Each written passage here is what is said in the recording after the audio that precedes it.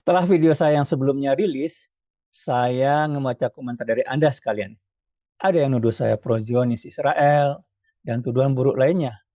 Sementara, kalau mereka benar-benar ikuti dengan baik seluruh isi video, mereka akan tahu kalau saya mengutuk serangan Amerika dan Israel ke Iran dan mengajak dunia Islam untuk membela Iran.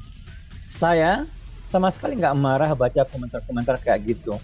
Saya justru sangat mengerti. Kenapa? Karena selama ini kita memang selalu dibiasakan buat ngelihat politik dunia itu pakai kacamata film superhero. Siapa yang ngelawan Barat, otomatis jadi pahlawan.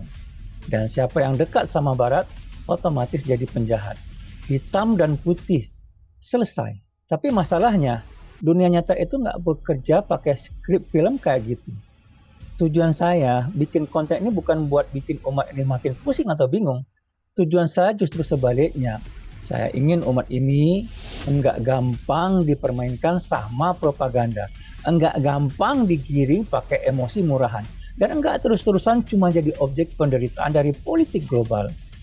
Karena realitasnya ketika suatu umat itu buta huruf soal politik, maka politiklah yang akan terjadi atas mereka, bukan oleh mereka. Dan buat memahami konflik apapun di dunia ini, mau itu Iran, Palestina, Ukraina, atau yang lain, kita harus benar-benar paham satu realitas dasar dulu. Tidak semua negara itu sama. Kita dari kecil tumbuh dengan satu ilusi keyakinan bahwa semua negara itu merdeka dan berdaulat. Punya bendera, punya presiden, punya tentara, dan punya kursi yang sama di PBB. Seakan-akan semuanya berdiri sejajar. Padahal dalam realitas politik global, kesetaraan itu cuma ada di atas kertas formal. Secara hukum mungkin kelihatannya sama, tapi secara konstelasi kekuatan jauh panggang dari api.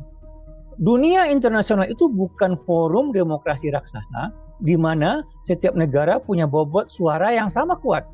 Dunia ini adalah struktur kekuasaan. Bayangkan, ada negara yang dengan gampangnya bisa ngejatuhin sanksi ekonomi ke puluhan negara sekaligus, nentuin aturan main perdagangan global, dan mindahin armada militer lintas benua sesuka hati.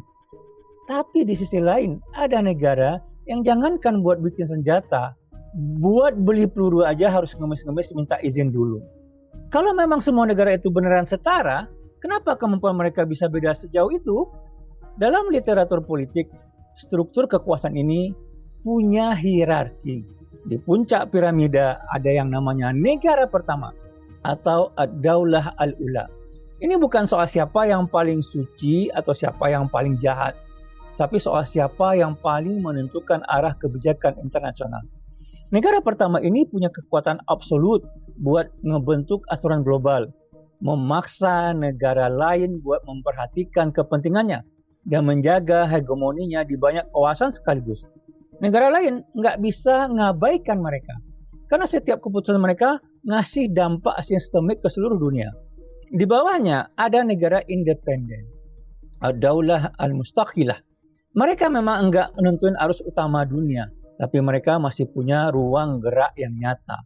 Negara independen ini mampu mempengaruhi politik dunia kalau mereka mulai ngancam atau justru ngamani kepentingan real dari negara pertama. Mereka bisa menolak tekanan tertentu dan ngejalanin kepentingannya sendiri. Tapi ingat, independen di sini bukan berarti bebas lepas 100%. Independen berarti mereka masih punya daya tawar dan pilihan. Kategori berikutnya adalah negara satelit atau negara orbit, ad-daulah allati fil alaq. Negara ini enggak sepenuhnya tunduk jadi budak, tapi arah pergerakan strategisnya selalu berputar di sekitar gravitasi kekuatan besar. Persis kayak bulan ke bumi, dia emang muter sendiri, punya ambisi sendiri, tapi dia nggak bakal bisa keluar dari gravitasi planet induknya. Keamanan ekonomi atau manuver politik utamanya sangat bergantung pada negara pusat tersebut. Dan yang paling bawah adalah negara pengikut ad-daulah at-tabi'ah. Ciri utamanya cuma satu, ruang manuver mereka sangat sempit, nyaris nol. Keputusan strategis luar negerinya terikat mati sama negara yang diikutinya. Kebijakannya cuma ngebebek sama tekanan luar, hidup dari bantuan, dan diatur oleh rantai ketergantungan yang akut. Secara simbolis, mereka punya bendera dan lagu kebangsaan sendiri, tetapi secara realitas politik, mereka sepenuhnya cuma pengikut. Sekarang Anda semua mulai melihat kan, kenapa konflik global itu nggak bisa cuma dibaca pakai label instan kayak, oh ini pro barat versus anti barat, atau ini pembela Islam versus pengkhianat. Enggak sesederhana itu. Sebuah negara bisa aja di depan TV pidato keras maki-maki Amerika, tapi di belakang meja mereka tetap terikat secara strategis. Negara bisa kelihatannya lagi musuhan parah, tapi mereka enggak benar-benar bebas buat ngambil keputusan fatal. Kalau kita enggak pakai alat baca struktur kekuasaan ini, kita bakal gampang banget ditipu sama slogan politisi. Inilah alasan utama kenapa Anda nggak bisa membedah konflik Iran dan Amerika cuma dari kacamata siapa yang lagi nembakin rudal ke siapa.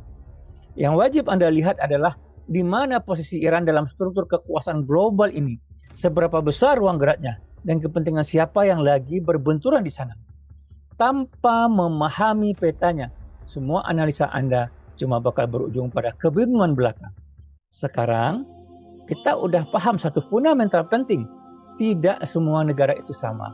Tapi pertanyaan logis yang jauh lebih dalam adalah apa yang bikin satu negara bisa naik jadi yang menentukan, sementara yang lain selamanya cuma jadi bebek pengikut? Atau apa sebenarnya mesin utama yang ngasih satu negara arah, konsistensi, dan ambisi global yang luar biasa? Nah, di episode berikutnya kita bakal masuk lebih dalam ngebahas mesin penggerak hakiki dari politik dunia, yaitu ideologi negara atau fikroh dan tarikoh. Ini adalah Baper, bicara politik dan peradaban. Kuatkan mental Anda, tinggikan literasi Anda, dan tolong jangan pernah mau jadi umat yang bisanya cuman bereaksi dan emosi tanpa benar-benar memahami realitas. Itu saja dari saya. Semoga bermanfaat. Assalamualaikum warahmatullahi wabarakatuh.